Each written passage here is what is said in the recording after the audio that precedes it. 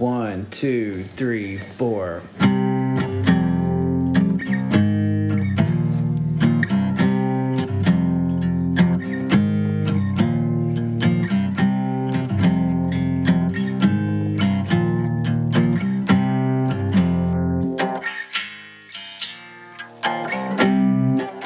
Hello, what's up? Welcome to the Hauntological Society podcast, the place where we talk about paranormal weird shit.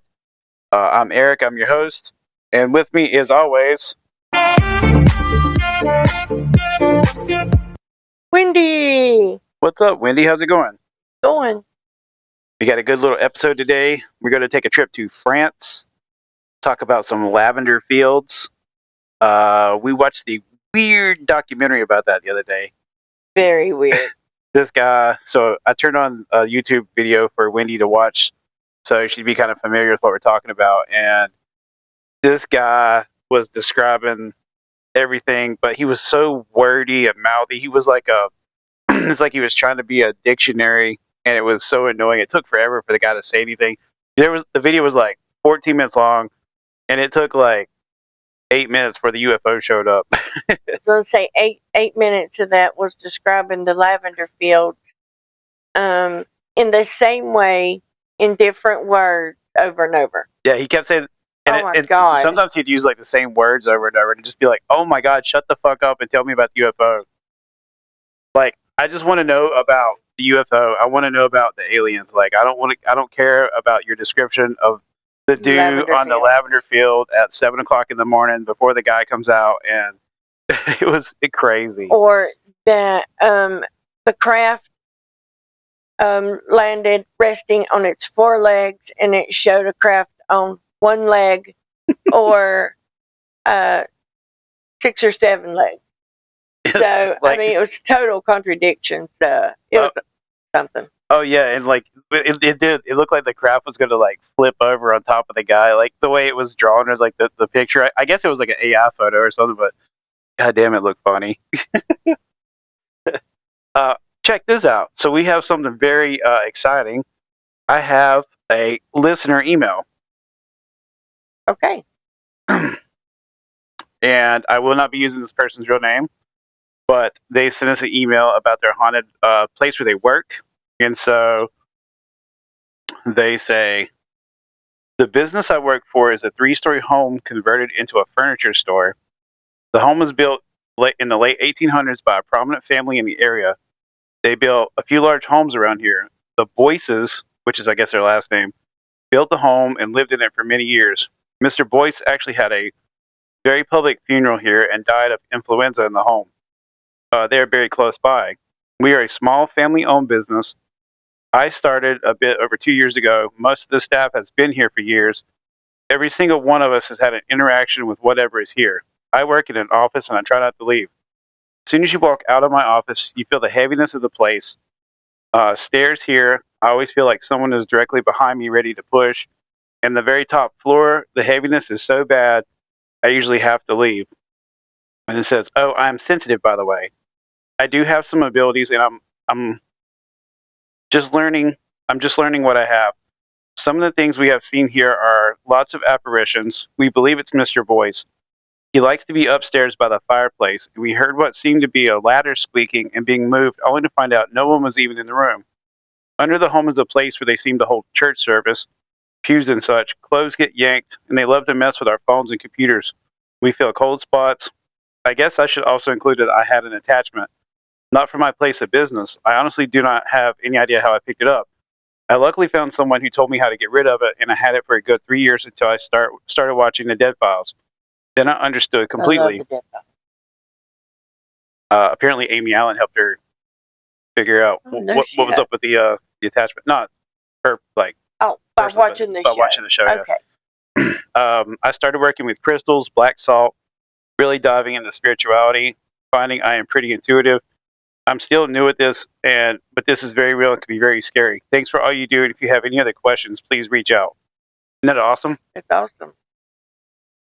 So, call to action. Anybody else, if you'd love to hear your emails or stories read on the podcast, please send us an email to the hauntologicalsociety@gmail.com, and we will read your emails. I'm hoping one day that we'll have enough emails to do an actual like listener episodes. Did by chance that listeners say where they're from? Yes, I'll tell you off air. Oh, okay. They do want me to keep some things private, so I Okay. won't tell where it's at. Did you have an idea of like what you thought it could be, or Yeah, maybe. local? Yeah. It's not a local place. So go ahead and say what you want to say. Yeah, I thought it was local. I thought it was Lindy because it's a furniture store. I asked the same question. Yeah. Is that place haunted? Do you know is it haunted? Not that I'm aware of. Did that but, place used to be like a general store? Been around forever. I think it's been several things. It looks like over one of the those. years. It looks like one of those old stores that they had on like stagecoach roads, where you would just kind of stop in between towns and pick up whatever supplies you needed. But it's a big, massive place. I've never even been inside of it. I don't think. Have you been in it? No, I have never been in there, and I worked in Rutherford College for like 15 years. Yeah. But also those little homes off the Hildebrand exit. Yeah. That was in that one in movie Hunger Games. Yeah. Where they filmed parts of the Hunger Games. I've heard that a lot of those are original and haunted. They are. Yeah. It's the Henry River Mill Village is what that is. Oh, okay. Yeah. And yeah, it is haunted. They do like tours. I actually reached out to some of the people who I thought was doing the tours, and I haven't heard back from anybody. There was a local paranormal group that seemed to be kind of like monopolizing who like ran it or who went through there. Like they kind of like orchestrated, I guess, with the owners like running the groups or whatever. And I think I reached out to them, and I think I reached out to who I thought was the owners, but I never heard back from them because I wanted to go over there. I went over there before they before they shut it down and stopped people from going over there. Oh, well, they did have it open for people to come see where, like, the movie. We even drove through there. That's what I'm saying. Like we went through there, but now I don't think you can pull in and just walk around. I think you have to have an appointment. So don't go over there and like walk around or like try to mess with things. I think you have to have permission. It is like private property. Well, they finally shut it down because I think if you remember, there's a place where it said bakery or something like that, Yes. and somebody tore the sign. Like there's a big hole in the sign where they took a piece of They're it. trying to take paraphernalia. They want like a piece from the movie, yeah. But it's that weird. Was shitty. It's weird when you go and look down the rows of houses because it's like, it's fucking. They do look creepy. It's Hunger Games, but Yeah. it's weird. It's like I've seen this, but it's not. I don't know. It's real strange. I don't know how to explain it. Yeah. So, like I said, everybody, please send in your emails. We would love to read more stories from you guys. I'm sure you all have plenty of stories to tell, and I would love to do listener episodes. So please, call to action. Send in your emails, thehauntologicalsociety@gmail.com. More to come. It's up to you. All right. Anything else? I don't think so. What do we got anything else? No. All right. I guess we could get into the story then. Today we're talking about Jacques Vallée and the Valençon UFO case. Valençon is a town in France, and I always want to call it Valençon for whatever reason. I guess to me that sounds like a herpes medication or something. Like Could be. Get your Valençon. Valtrex. I guess. Valtrex with less burning. Vagisaur. Oof. Yeah. Before I start reading, what was your, other than the odd documentary watch, like what is your initial reaction to the story? Based on what you saw already, because I got a little bit more, so it'll be a little different from what we saw. To me, it's pretty much like every other UFO story. People rush in to investigate high levels of radiation. I mean, the same, cover it up, yada yada, sweep it under the rug, never happened, on to the next. Right on. All right, here we go. This does tie in a little bit to the last week's episode because Jacques Vallée kind of like ties it to the fairies and stuff. He sort of like believes that all these things are kind of connected, which is kind of what I was saying last week. and it led to him writing the book Passports to Magonia. Okay. So if you're interested in that kind of stuff, check it out. Oh, Wendy, don't forget. Right, here we go. Jacques Vallée in the Valençon incident. If I say Valençon, like I said, I'm sorry.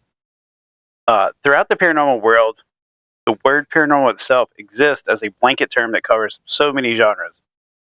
Cryptids, poltergeists, UFOs, UAPs all survive under the paranormal term with any other creepy and spooky phenomenon.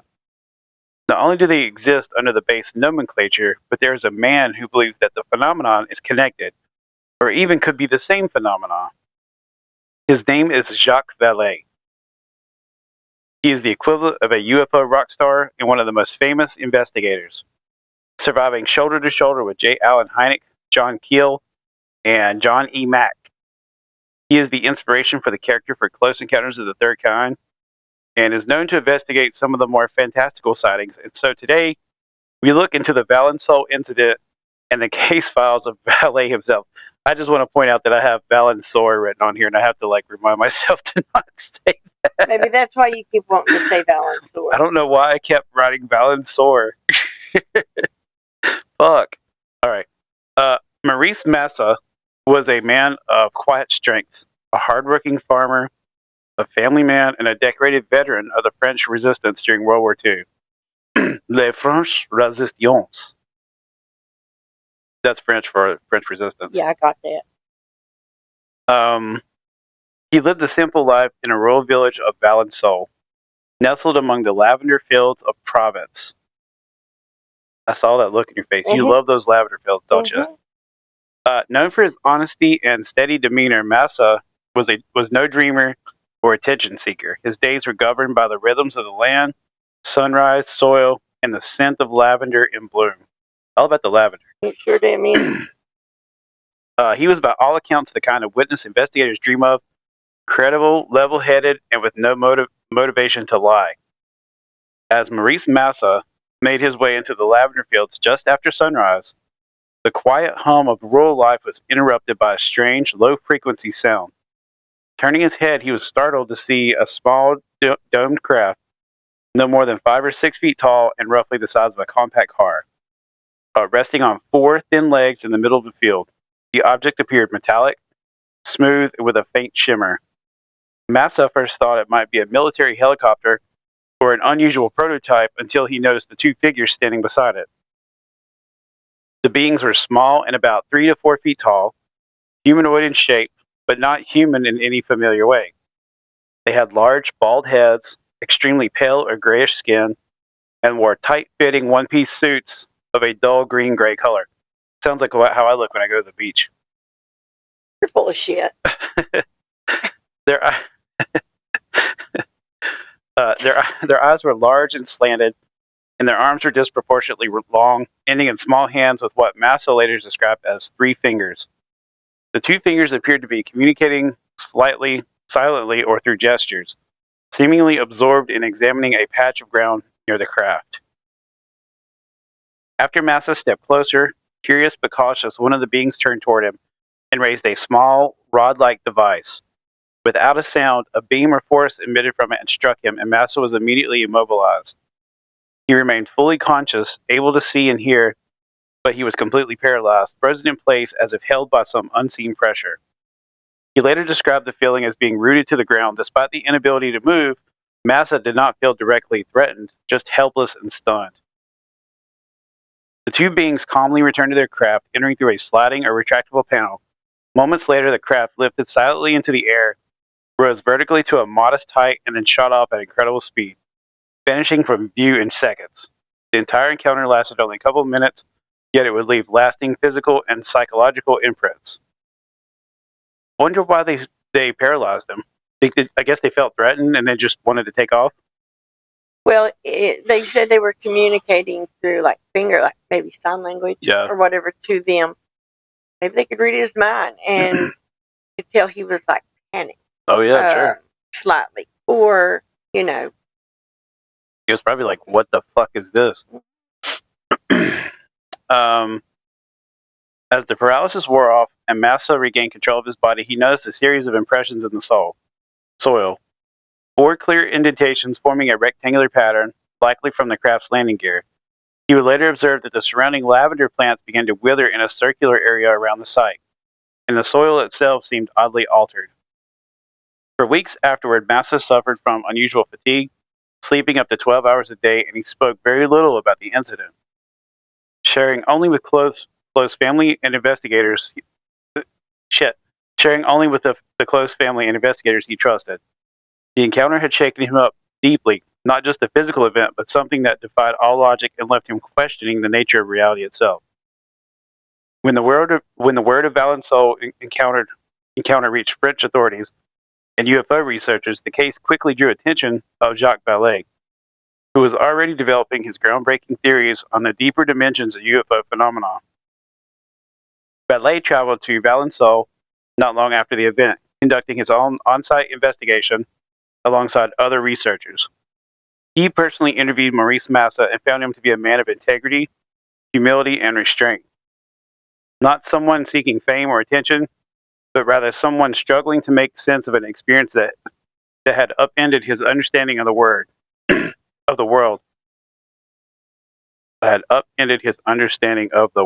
Okay.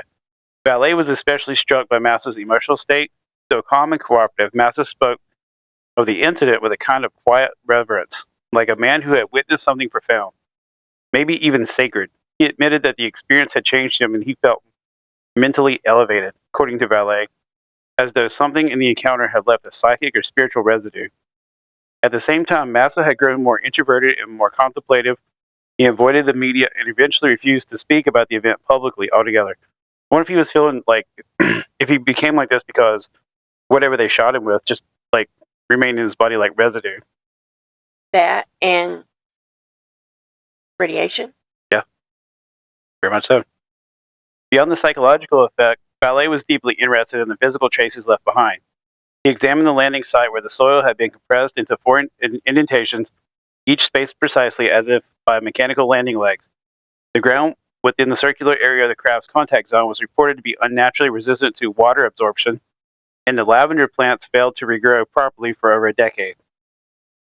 Vallée compared these effects with other trace cases around the world and concluded that they suggested some form of a non-conventional energy or propulsion system that had been used, one that left a localized biological and chemical impact, even though no traditional exhaust or heat had been observed. Yet it was the absurdity and symbolism of the case that most captivated Vallée. The small humanoid beings, the paralysis ray, the egg-shaped craft in a lavender field, it all bore a surreal, almost theatrical quality. To Vallée, this echoed ancient folklore, encounters with fairies or elementals, beings who paralyze or enchant lone witnesses in rural settings. He believed the Valençol case was not merely a visitation from outer space, but an event designed to interact with Massa's perception and consciousness, as if the phenomenon itself were staging encounters tailored to the human psyche. In the years that followed, the Valençol incident remained a cornerstone of Vallée's research and writing. He referenced it frequently, especially in Passport to Magonia, as a perfect example of what he called high strangeness. Encounters that challenge not only our scientific understanding, but our very assumptions about reality, perception, and myth. For Vallée, Maurice Massa's experience was not just a UFO sighting.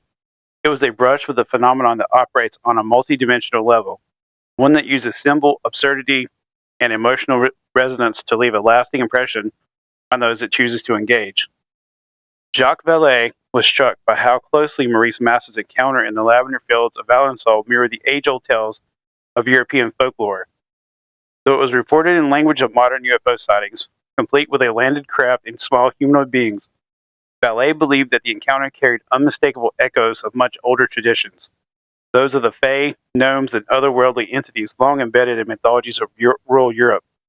Massa described the figures as small, no more than 3 or 4 feet tall, with oversized heads, pale skin, tight-fitting suits. Like my beach uniform. In the rural folklore of France and the British Isles, beings of similar stature, sometimes called little people, sprites, or gnomes, are often encountered in countryside, performing cryptic tasks and silently observing the world of humans. One detail that fascinated Vallée was the moment when one of the beings raised a small device and paralyzed Massa in place. He remained fully conscious but unable to move, as if frozen in time. This, Vallée noted, was a recurring feature in fairy lore. In older tales, humans who crossed paths with the Fae often fell under a strange spell known as fairy glamour, a kind of enchanted paralysis or trance state. That's what happened when I met you. I was under fairy glamour. Yeah. Whether it was magic or advanced technology, the effect was the same. The witness was rendered helpless, caught in a moment of surreal suspension, and much like those ancient stories, the encounter occurred in rural, liminal space, a lavender field at dawn, far from the noise and scrutiny of civilization, covered in dew. I added that, I didn't have that right. Vallée believed this setting wasn't coincidental in folklore. Vallée believed this setting wasn't coincidental. In folklore, beings of high strangeness always appeared at the edges of the known world, in forests, fields, and near water, places where boundaries blurred between reality and myth. Kind of what I was talking about, the different elements of the world. Yeah. Water, land, sky. When Massa experienced not just the bizarre, or what Massa experienced was not just bizarre, it was symbolically rich and deeply transformative. After the incident, he became quieter and more introspective. He spoke rarely about what happened, and only to people he trusted. Vallée took special note of this because it mirrored the aftermath of traditional fairy encounters, where witnesses often return altered, psychologically or even spiritually touched by something they couldn't explain. To Vallée, the Valençol incident wasn't just a visitation from space. It was part of a much older pattern, a modern manifestation of a timeless phenomenon. In his view, the intelligence behind the UFO experience may wear different masks depending on the culture and the era. Sometimes it appears as angels, sometimes as fairies, sometimes, as in Valençol, small beings stepping out of a small craft in the middle of a lavender field. It's imperative to this case, I'm telling you. I know it is. I mean, Vallée thought it was important. He was like Everybody has intrigued thought it by was it. important. I mean, yeah, I think it's because like Vallée just like pushed it. He was like, this is like symbolic. This is important. The Valençol incident stands as a defining case in Vallée's lifelong exploration of the UFO phenomenon, not because it provided definitive proof of extraterrestrial visitation, but because it revealed something far stranger. In Maurice Massa's encounter, Vallée saw the convergence of the physical and the mythic, a credible witness, lasting environmental effects, and a moment that mirrored ancient tales of fae and folkloric beings. To Vallée, this was no mere coincidence. It was evidence of a phenomenon that adapted its mask to the culture observing it. One that had shaped human belief across generations, Valençol became, for him, a lens through which to question not only where those entities come from, but what they want from us. Why they so often appear in forms that unsettle, confuse, or awaken something deeply archetypal within us. In the end, Vallée didn't see the case as a puzzle to be solved, but as an invitation to look beyond the stars and into the mysteries of our own perception, mythology, consciousness. So, was there any reports that they took anything with them? No. Back with them when they... Okay. Not that I know of. That's what's strange. There's a lot of these like quote unquote high strange cases where people have encounters with these entities or beings. They see them. Like in this instance, like he got frozen by a wand, and then they just leave. They don't seem to be doing anything. They don't seem to be wanting anything. They just kind of like are, oh fuck, there's a human, blam, and then they take off. It's weird. There's so many cases of high strangeness where a wand pops up. I think that's like a weird, interesting little detail of like the stick of a fairy. It's like a wizard's wand, or like you know. I get it. Tinkerbell's got like a little. I hate to keep bringing up Tinkerbell, but I don't know who else. Everybody knows. I mean, she's got a fucking wand. You know, Harry Potter has a wand. It's part of the lore. So it's fascinating to me that these hell, the fucking Loveland Frogman has a damn wand.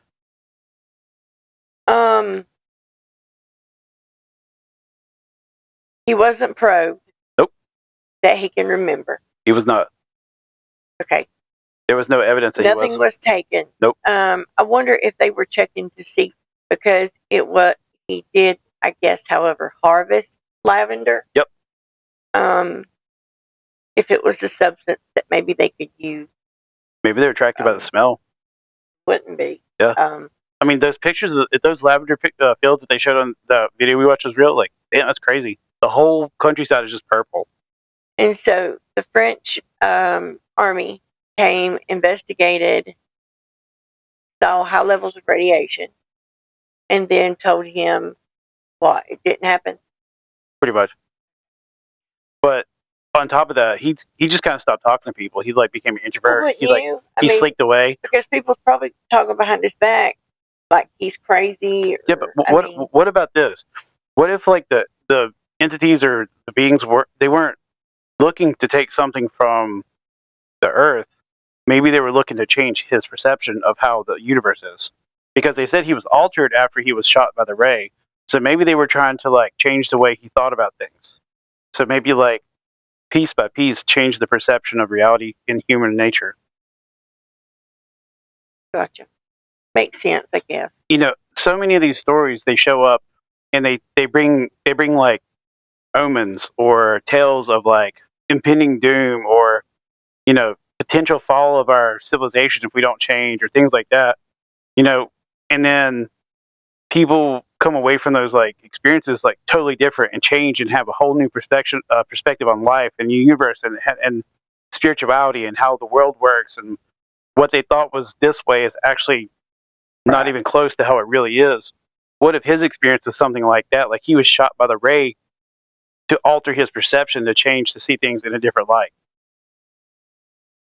I mean, and lots of times they do also come out trying to get, you know, fellow Earthians to change the way they treat their planet. Yeah. That, you know, we're destroying the planet or whatever. So, you know, they stood in the lavender field and you're like, look at this. Look, everything around me is beautiful. Everything is like lush and purple and scented, covered in dew, and smells great. And you're destroying it, you know. I wonder if he continued to be a farmer after that. I didn't see, but I imagine he did. I can imagine going back out to that field to work after you had that experience, and like how at first that would have been like psychologically like destroying or damning, like, you know, wondering if you're going to walk into the field and see them again, like waiting on you. I mean, and you know, it's not like you can just, because it took decades for the soil to regrow. Yeah. Back to normal, so that the burn on, you know, on the ground, staying on the ground was a daily reminder. Yeah. Or whatever. I mean, his lavender is like plants that stop growing there. It wouldn't even absorb water. I think that's, I wonder if it's like it calcified the ground or it just totally altered the makeup of the soil so that it couldn't. Scorched it, maybe? Well, you know how like, so the way like absorption works is basically like you take the molecular structure and like you combine it with the water molecules, and that's how absorption works. Well, maybe they altered it so that it couldn't combine with the molecules, and so instead of like them coming together, they just run off of each other. That's wild. And so did he claim to have seen fairies, or he never, I don't think he himself said fairies. I think Jacques Vallée is the one that started making that account. And you know, he's the one that tells the tales of like high strangeness, and he tries to like make a connection with everything. He thinks that like, because this encounter has a wand, this encounter over here has a wand, this encounter over here has a wand, well, they're connected in some way. This encounter has this encounter was like aliens over here who are 3 feet tall, but over here they saw 3 feet tall gnomes, but over here they saw 3 feet tall sprites, and because they're all 3 feet tall, they can be kind of like grouped. So he's trying to like find. That's not specifically what he's saying, but like in a nutshell, trying to find pieces that link together that can create this like larger picture of things. Right. He stopped like trying to say that everything is different and just trying to group it all in one. John Keel's kind of the same way. Keel has a very weird perspective on things. Well, you know, sometimes it takes the weird people of the world to blaze the road for others to open their mind. Personally, for me, when the stories get really weird, that's when I like them the most. I like the ones that are just so strange out of left field. that they're almost too weird to even be believed that they have to be true. Like, who else would come up with something like that? Years ago, we watched this. We used to watch this show, and it was about this guy who had become a hermit, kind of. And these people would show up and like interview him and stuff, and he would talk about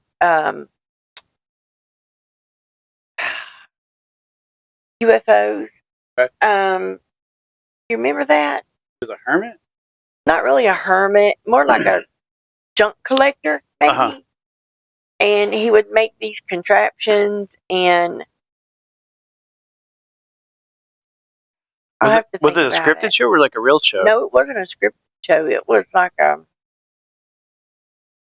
documentary type where they would go out and like ask him questions, and I think sometimes he may not have had like clearance to speak about it. Mhm.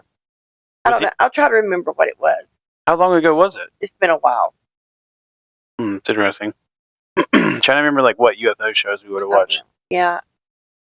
I know we watched the one with Ben Hansen. We watched the one that was like UFO Hunters. So what if it was UFO Hunters? It could have been. Because that's the guy who I think he. Traveled. So this guy, sometimes he pops up on Ancient Aliens, and he has a guy that travels with him, and I believe he has a connection to MUFON, and he would go around and investigate these like wild UFO cases. What if it was that show? I would like to see. I'd like What to. did you say? UFO what? UFO Hunters.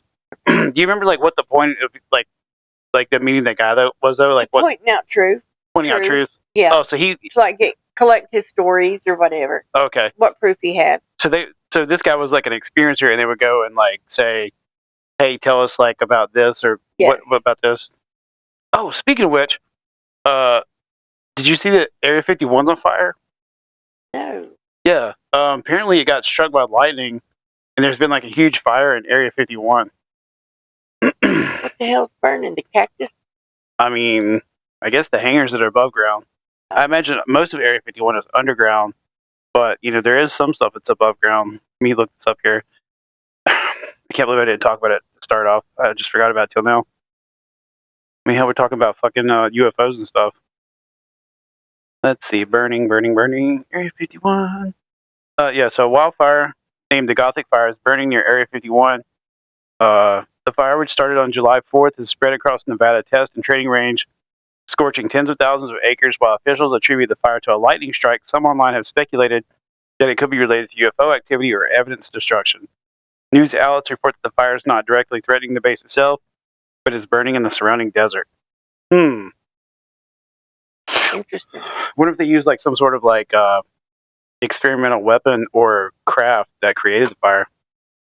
Maybe they were like opening like a dimensional portal to send people back and forth between time and place, and accidentally created a fire. Yeah, but that's what it was. I believe it. You never know. I know a